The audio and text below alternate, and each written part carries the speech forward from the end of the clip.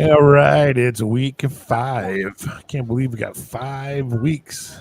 Getting ready to games actually started about 15 minutes ago. So week 5 actually started yesterday if we count Thursday's games, which we should. So big shout out to the boys from the Buzz for the opening music. That stuff rocks. Always get you ready for college football, which we are. Fletch and Randy right here at the College Football Corner. Facebook and YouTube, give us a like, hit the bell, ring the subscribe, all that stuff. And stick with us as we try to grow this thing into the monster that it needs to be. Real quick, let's do a kind of a recap from last week, man. What were your impressions of football last week when it was all said and done?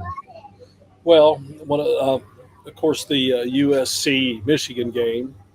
I thought USC would win that game and do a little bit better, but I think about Michigan and how they've won their games the last couple of years. Beating Ohio State. You want me to say that a couple more times for you? Sure. It's been if you look at it, it's been the kind of the same blueprint of how they've done that. Now we know that they play great defense, but it's been the running game. But it ain't so much they just come out and run it down your throat. They have 2 or 3 huge plays, 50, Right. 60, 70, 80-yard runs, which was the same case as it was Saturday. They have these 2 big runs, and then you look at the stats and you see, well, they had 25 carries for 200 yards. Well, 2 of those carries were for 120. Right. So right. I mean, and I've looked, and you go back and look, and in the games against Ohio State, it was the same way. It's not they're just shoving it down there, going 6-7 yards a click. They're actually going about 3.5 yards a click, and then those big runs has won them big games. And we've seen it against Ohio State, we've seen it against Alabama, and we've seen it again Saturday against USC. So I was just thinking about that, and I thought, that really is this pattern of how they've won these games. It's all pretty much the same. It's basically been the big play, and I mean, hats off to them for being able to make those big plays. Oh, yeah. But like I said, it's not. I don't think they've just come out. Other than their defense is pretty impressive. But offensively, it's just been big plays on the run. I mean, they're throwing the football. I don't even know if they had 50 yards. I don't think that they did. Yeah, I did not see the stat sheet before my part because I meant to, but it was one of those weeks. But I agree with what you're saying without a doubt. They have done, I should say, over the last 3 seasons, if you will, including this one, a really good job of going big on the line of scrimmage on both sides of the ball, so they can control the line of scrimmage without really having to. It's pretty obvious they're going to run the ball. If you remember last year against Penn State, I think they ran the ball 30 straight times or something ridiculous like that. They couldn't stop. So they're not trying to trick you by pulling you into a mix and matchup kind of thing. They're just lining up and bullying you to death, and by the time you get to the fourth quarter, you're burned out.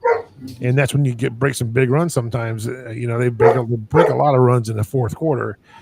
And they've had before, with J.J. McCarthy, he was able to get some nice things done with his legs and a few passes here and there, but they just wear you out, And I thought USC might have a little bit more something because they really put a lot into their defensive line after last year.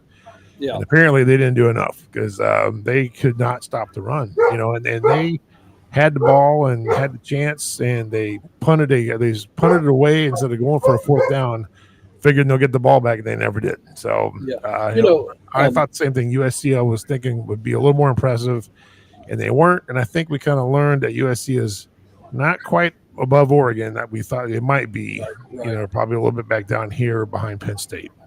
Yeah, possibly so. Like I said, I mean, we will find out. One thing about that, on the USC side of it, one thing I know, USC got off to a horrible start. They could not get field position for nothing, and that makes it tough on the plays that you can call and what you can do. So basically, the whole first quarter and into the second quarter, I mean, they were basically pinned down and somewhat limited to what they could do. You don't want to turn it, make a play where there's a higher chance of turnover, way down on your end. So I mean, Right. USC did have some, call it bad luck or whatever you want to, had some misfortune of really being pinned down deep. Um, a good part of the first half, really. And when you're going on the road, anywhere, mostly unless you're playing the cream puff, which most people don't play cream puffs on the road, they play them at home. Ball control and field position is a huge thing. If you can't keep the ball and if you're always pinned down, that's it, you're always digging yourself out a hole, and it just you never get in a groove, you never get in your rhythm, especially if you're third and long. There's a lot of things. Trestle Ball was just big on that. He loved third and short. He loved field position. He would punt a million times if he can pin you down and then make you make a mistake. Then don't break defense, and then when they make a mistake, you counter it. So there's wisdom in football like that. There's no doubt about it. But you got to have the horses and the hogs to do it. And not taking anything away from Michigan. They're not the team they were the last 3 years. That's okay because a lot of guys went to the NFL. When a team like Texas comes to town that's got the dogs to do what needs to be done, then you can see where their deficiencies get exposed. And that's where you need a passing game, and you need to be able to mix it up, because just lining up against a team like that ain't going to get it done. So that kind of shows you where USC is and all that. They're not a Texas, or even not that any of us thought it were. But another team that I think could be like a Texas, if not better. I'm wondering what your thoughts are after watching Tennessee last week. Well, I mean, Tennessee has been impressive so far, but we've seen this before with Tennessee, and Josh Heupel and his offense. I mean, they move quickly, they really roll, and they seem to really run it up, against most of the people, and it's going to take an elite team to knock them down. Last year they were pretty unfortunate with injuries and that kind of thing. But right. It's going to take it's going to take a Georgia and Alabama, something like that, maybe even an Ole Miss, to see how Tennessee's going to be able to do that against the top tier teams. So far, they haven't been able to do that the last couple of years. It's always come down to that one big game, and they haven't been able to quite get over the hump. And right. It's always it's the Georgia, the Alabama, but Tennessee's going to. I mean, their offense is going to. They're going to put up yards. They're going to put up points. So I mean, they are pretty impressive. Yeah, they certainly look good. Their defense looked really good, but at the same time, it's not taking anything away from them. OU has not been impressive this year, and even though they're at home, there's a lot of hype coming in with Heupel, because he used to be the OC there. He won a Heisman as a quarterback at OU, got a lot of history at OU, got fired to hire Lincoln Riley by Bob Stoops. So I read all about that last week. So yeah, right. That was an interesting ordeal. I think Tennessee is my food toys. Yeah, go ahead, buddy. I need to I think Tennessee is a real good team. I don't know where they fall into the SEC just quite yet. The SEC is really interesting right now. I think most people feel that it's a Georgia, Alabama league, maybe Tennessee, Ole Miss, or those two. They're trying to Texas.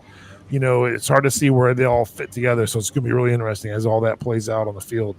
But Tennessee's interesting, and like you said, I do agree. They'll put points up, but when they go up against an elite defense that can, man to man them up to make their quarterback, who is a freshman by the way, have to run around and have people in his face, just like anybody else. That'll be interesting how they handle that. So we'll see that in weeks to come. But I was not expecting them to go in there and just destroy OU. I thought OU would probably have an answer and they would maybe play the scoring game, but OU had pretty much nothing in that game. Yeah, so. that didn't really surprise me all that much. I kind of thought that might go that way. The other one that, talking about last week and recapping the stuff that I watched and in disbelief I watched was the Colorado Baylor game. And, I think you and I talked about that. You said you had to see the second half. I might just go to the last minute. Yeah. You'll see all you need to see. Baylor just basically gave that game away. I I'm watching that and I'm going, even when they lined up and the guy takes off, I'm thinking, what are you guys doing here, man? Rush 4 guys and have everybody else back on a goal line, get to the ball, knock it down. And, I mean, hats off to Colorado. I mean, they got it done, you know. Oh yeah, And then in overtime, I'm watching, and the guy's going in the end zone. He doesn't have to dive. He's already at the goal line. right. You know, it ain't like he couldn't run over that guy. I mean, he's not the best tackler in the world, but he happened to put his helmet on the ball because the guy tried to dive. And I'm Yeah. like, man, you know, bad decision on defense, a bad decision on running the ball at the goal line, and you Yeah. lose the game. That was great. It was a fun game to watch. You know, and like I said, hats off to Colorado, but my goodness, Baylor.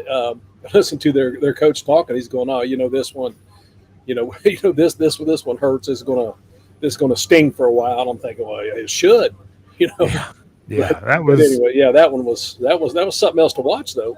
yeah, that was an interesting game. But most of what I watched earlier, obviously, Baylor was. I was like, wow, that quarterback looks pretty good. You know, for Baylor, he was doing a lot of runs, and they just had a lot going on. And I thought, man, Colorado's got no answer for this team for the most part.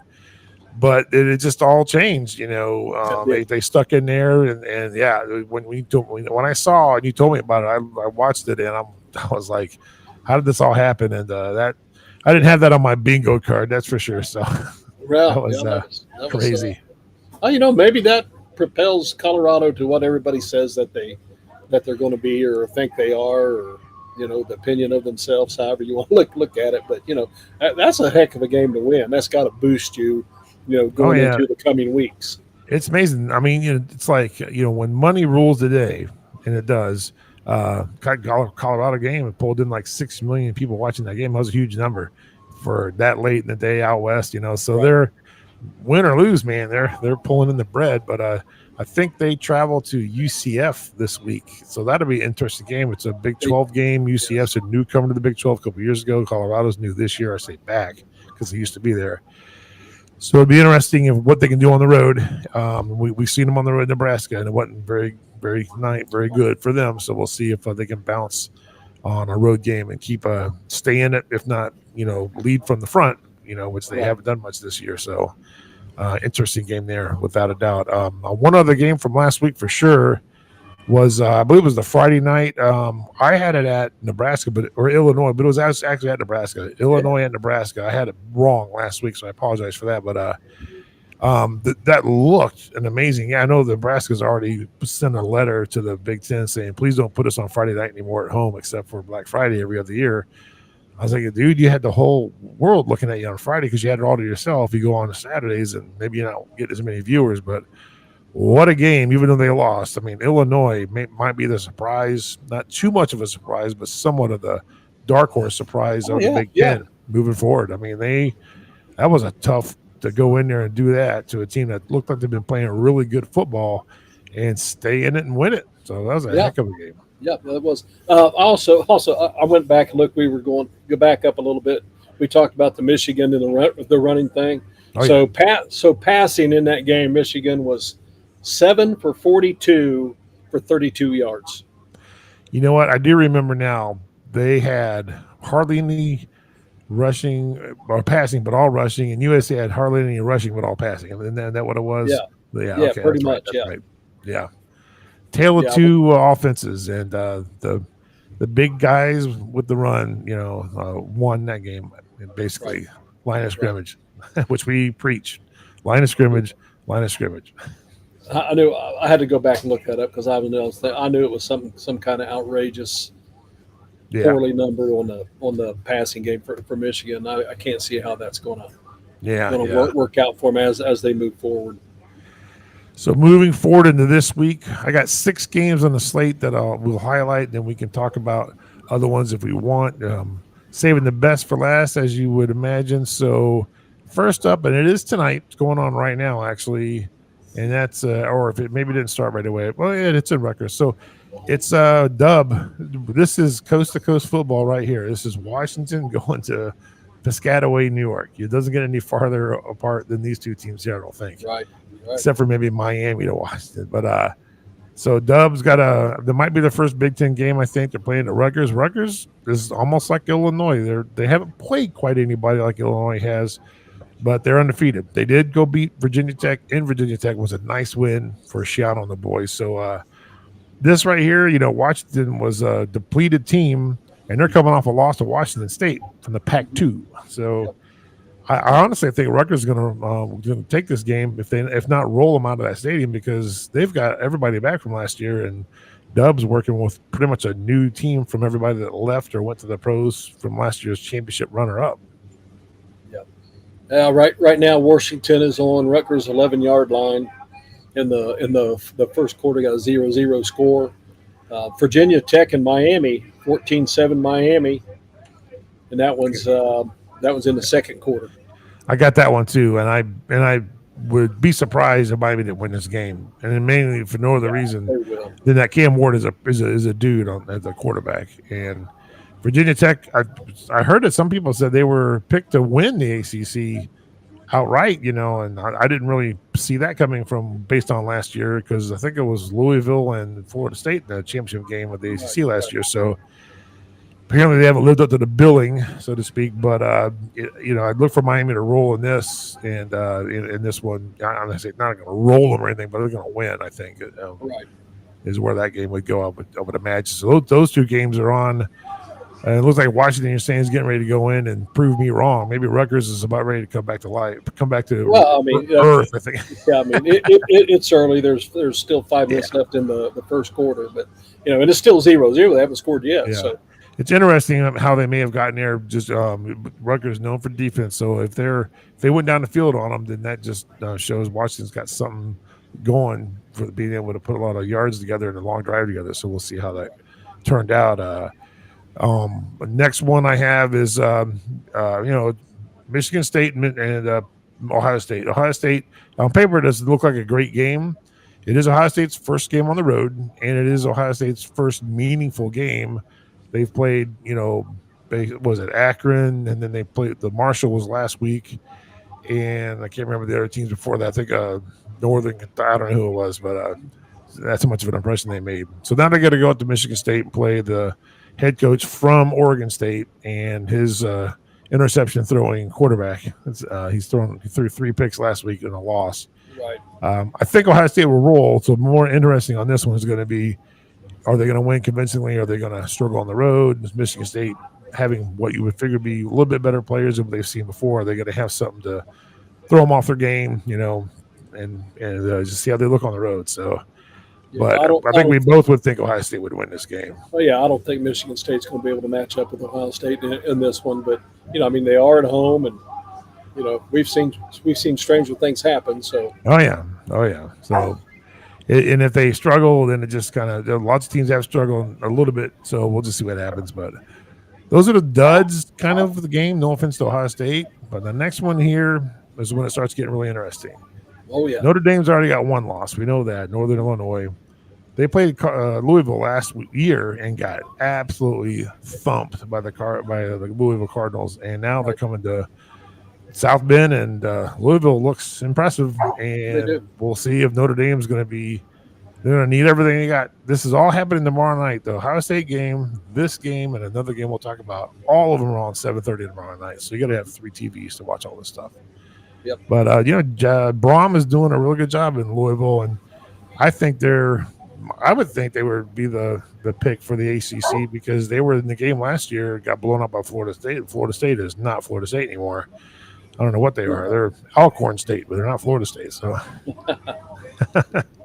No, you still have Miami and Clemson, and so. Yeah, absolutely.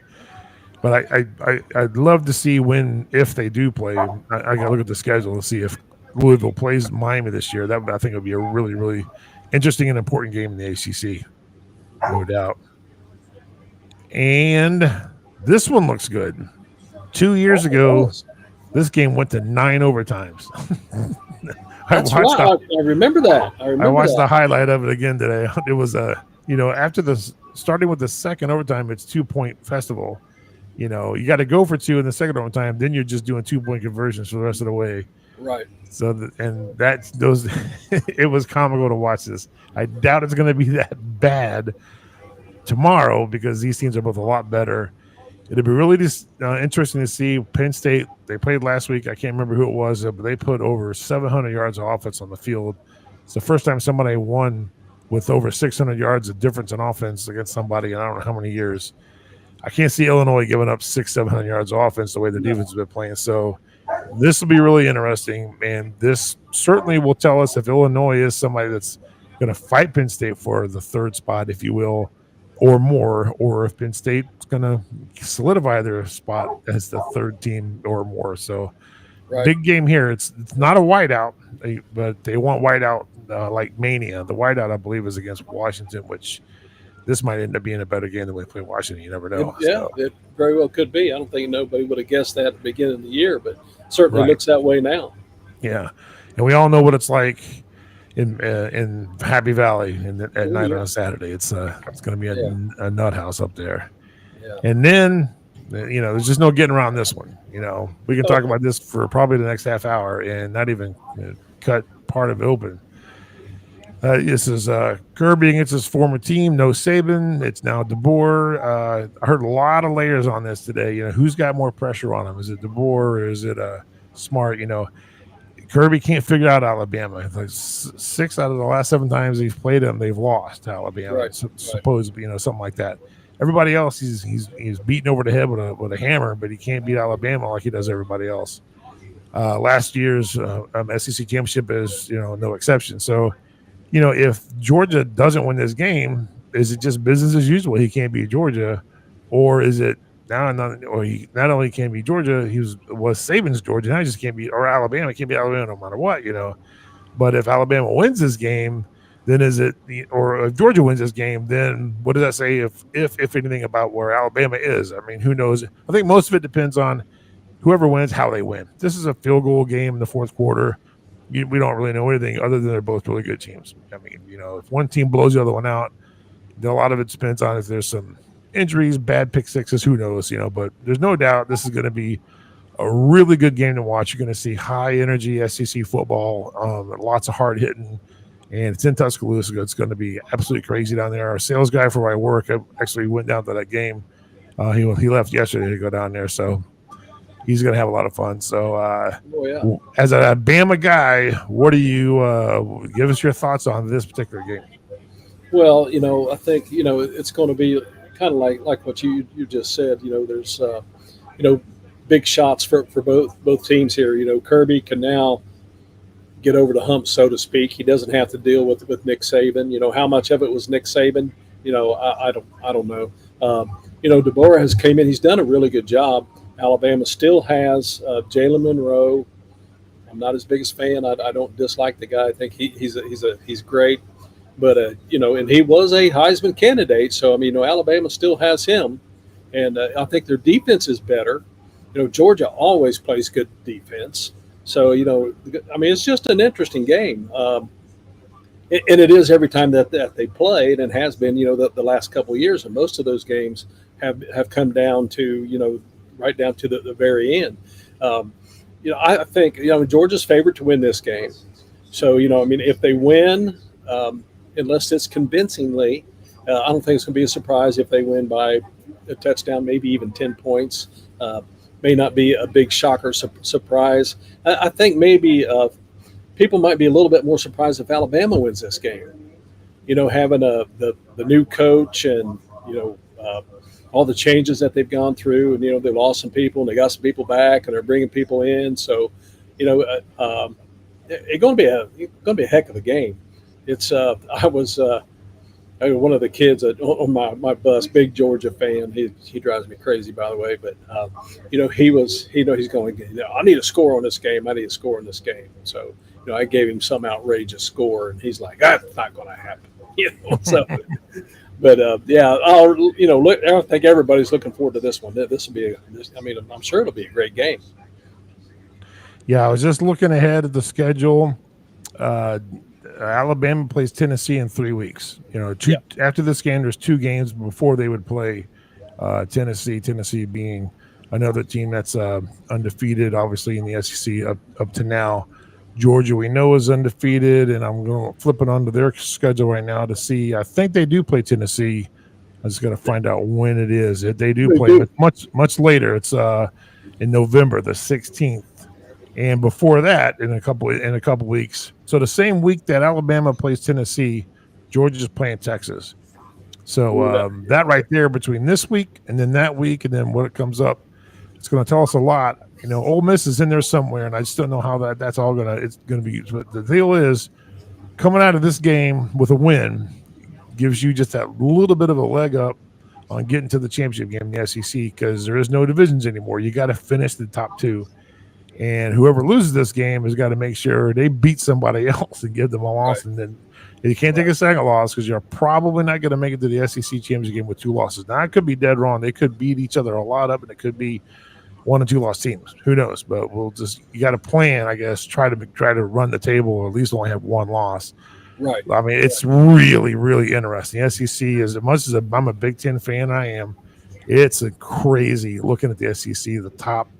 You know, we're talking Georgia, Alabama, Tennessee, Ole Miss, Texas. There's probably 5 teams right there that have legitimate pedigrees for getting there, and I'm going to put Ole Miss at the bottom of that because I just haven't seen their defense do what I think these other teams are doing. So that's crazy. A lot. And then, you know, how many of them are going to get into the 12 after they pick the 4 and all that stuff? I mean, that's so much to unravel.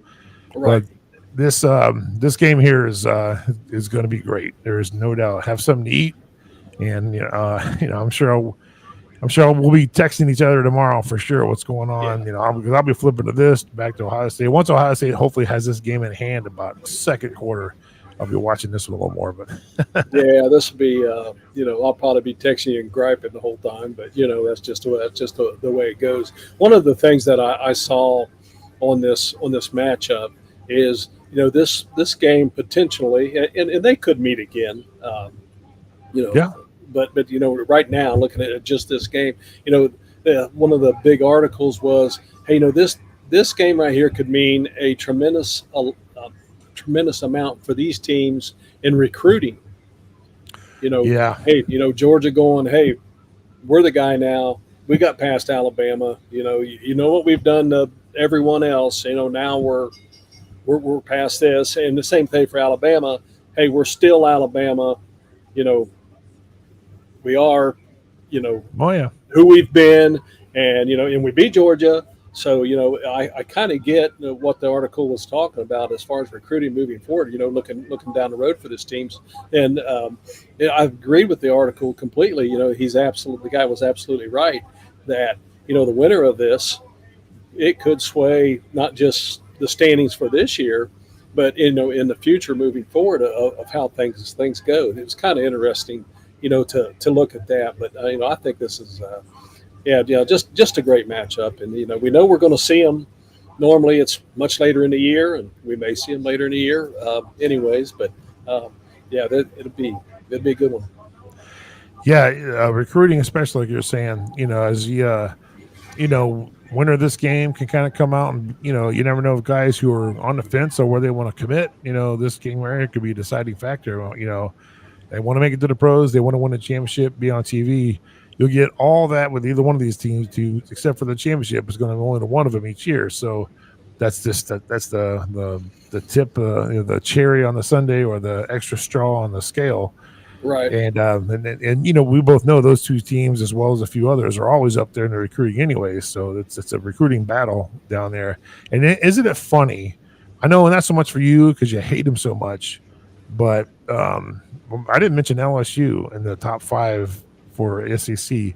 And, it wasn't too long ago where it was Alabama and LSU every year. That's the game. Oh, yeah. And, with the East and West, you didn't play Georgia very often. Now, maybe you'll play Georgia a little more often because I don't know how they schedule things other than they want to make everybody play everybody at least a couple of times every 4 or 5 years. But now we're seeing Georgia, Alabama, and LSU really isn't even considered to be in the top 5 of the SEC.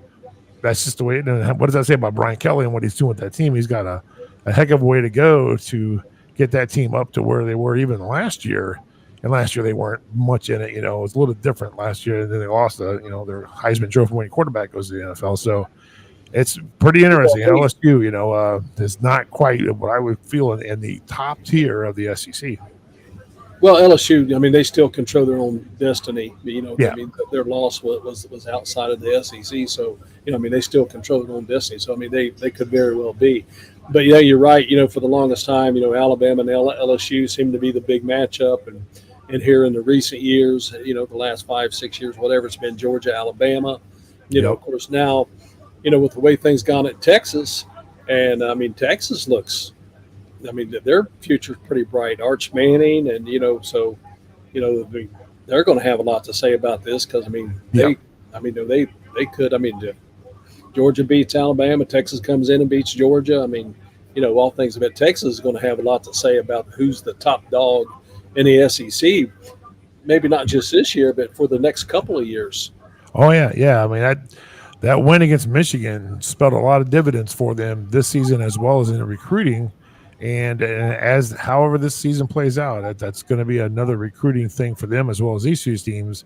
And then Tennessee as well as, you know, Tennessee's not one that we've seen up in the top 5 recruiting. So they've built a nice team with what they've got. So they could definitely level up their game some more if they're able to increase the recruiting. But, you know, Texas recruits well, Georgia, Alabama, do. Ohio State and stuff. So Sark's got it going on. I mean, he's no stranger. He was at Alabama, obviously, as you know. So it's not like he's coming in, you know, wondering what's going to happen. They're sitting a lot more prettier than OU is right now coming in from the Big 12. There's no doubt about it. They could win it this year with that team, and they could win it next year with that team because of Arch behind them and what he looks like and what they've got coming in. So that's just a really, really good looking team. You know, it's very interesting. Hats off to them for beating the team up north. I loved every minute. That's right up there with App State and Oregon beating them. So fun. Yeah. There was another one that I was looking at that was really kind of caught my eye. That was Tomorrow? Yeah, it was. Let me see. Now, there's some other games, not rank on right too much, but there's some nice games tomorrow. Yeah, there is. What I was looking at, if I can find it here. So, well, Oklahoma State, Kansas State is that's got a loss, and they're 20-23. It's still a decent game. Baylor and BYU. I don't know if you're looking at that or not. No, I can't remember which one it was. And I always get ahead of myself. I could have been looking at the next week too. But I know that Illinois Penn State really caught my eye, and we talked about that. Yeah, Wisconsin's going all the way out to USC tomorrow, so they both those teams lost last week, so somebody's going to be looking to look. And I think USC just probably looks a little bit better. Wisconsin did not look good against Alabama, so I don't think they got much going on up in Madison this year, unfortunately for Luke Fickell. Stanford going to Clemson. Yeah, Stanford shocked everybody with Syracuse last week, but I can't see them beating Clemson. Boy, if they do, that doesn't say a whole lot about Clemson. Right. Yeah, Iowa State's looking good, but they're playing Houston on the road. But I think everybody beats Houston this year. I think it's in a contract. So, right. Yeah, but Wisconsin, USC. I mean, possibly could be a pretty interesting game, and then Oklahoma. The wheels could really fall off that because they're going to Auburn. So I mean, there's two pretty good matchups that can swing around in the division. I think a lot of people are a little surprised at how Hugh Freeze with Auburn has looked right so far this year. They thought it was going to be a little bit more relevant, so maybe they can spark the fire to get them playing like they should be playing under his type of offense. But it hadn't looked good so far, and regardless if they're always tough in the Iron Bowl, Auburn certainly has made people think they're going to have anything to do with the SEC this year, where they thought they would be somewhat relevant. So that's interesting. But I think I can't remember if Auburn lost last week, but those two teams are coming off losses, if not last week for sure, OU and Auburn. So Mississippi State shouldn't give Texas any problems in Texas. I wouldn't think that would be a shocker. Yeah. As far as upsets, I think Washington State, Boise State's a good looking game, and it is. Washington State, they showed a lot to people by beating Washington last week, but Boise State's a tough out, and they're at home on that blue field, so that's going to be interesting. Absolutely. Yeah, that is going to be. Yeah, we're starting to, getting into week 5, and we're starting to find out a lot more about teams. Of course, those first 3 weeks usually don't tell us. We get some marquee matchups, right? But and it's great to watch those games, but teams can recover from those early matchups because then they start, into their league play, into the division, then if they, they get rolling and they run the table, that loss is, doesn't have a huge effect on them. I mean, a team could, come back and win that, win the division and, still be a top 4 team, when it's all said and done. Oh yeah, and don't look now, but Virginia Tech's got tied up ball game against Miami, 14-all. That's surprising. So, never know, man. It's any given Saturday, so to speak. So I didn't see the Rutgers game. I don't know why it's not showing up on here. Yeah, 14-14, Virginia Tech's in the red zone. Oh, really? Wow. Yeah, they got 1st and 10 at the 18-yard line. Wow. Why don't I see Rutgers and Washington? I don't get it. They're not showing that score. Must be blackballed on ESPN for some reason. Who knows? Rutgers is 1st and 10 at Washington's 20, so they're almost in the red zone there too. Wow. So, yeah, it looks like pretty good games tonight. Oh yeah, good stuff. So yeah, lots to watch tomorrow. We're just last one in September. League play for almost everybody is starting if it hasn't already on some teams, and then it's league play from here on out, except for a couple sprinkles in certain conferences, and it's all going to start really unfolding every week. When some teams you weren't expecting to get a loss will, and ones you weren't expecting to still be undefeated will be, and it's going to be fun. This is a really, really fun season. We got a lot to unravel in the weeks to come about how all this is going to unfold until 12 teams. What that's going to look like, because it'll be really interesting. If you got a team like Texas, who, let's say they don't make it in the SEC championship game, but they're sitting there with 1, maybe 2 losses, but they got the best win at Michigan, or if it is the best win, non-conference, Right. How do you keep them out? There's listening today on a satellite radio, and they're saying things like the ACC and the Big 12 are, you got to win your conference to get in, because there ain't nobody else getting in from the conferences because of how strong the SEC is for sure. Then potentially the Big 10 being strong, more than one team, probably 2, although they were talking 3 or 4 and 5 from the SEC preseason. I don't know about that, but a lot of football left. A lot of football. Oh yeah. Looking forward to it. Absolutely. All right. Well, we'll cut it this time. We're 8:53. First quarter's almost over. Most of these 2 games. Go enjoy them, man. Enjoy it all day tomorrow. And I'm sure I'll be texting tomorrow night. Oh yeah, I got soccer to go to most of the day, but I'll be back way before all the big games are playing at 7:30. So. Yeah. Well, that's like you said, most of them's in the afternoon. Right. I got all 3 grand boys here, like almost every Friday night. So my night's going to be fun. I what is that called? Let me think. Oh no, that's not what. Those gummies that make them go to sleep. What's that called? I can't think of it. Anyways, I was gonna say give them some of that, but melatonin. Get them some melatonin gummies. There you go. Yeah, yeah. That takes care. Yeah, unfortunately, I think they're eating Smarties and Mountain Dew, so we're in trouble. Yeah, you'll be up late. But that'll help you keep you up. Watch these games late and all the recaps. There you go. So. All right, so that's it for this week on the corner. Again, hit the bell or subscribe on YouTube, and thumbs up on the like on Facebook, and reach out and let us know what you think, and also be a part of the show if you want. You can chat in and see what your thoughts are. So until next time, which is next week, enjoy the games. Yep, absolutely.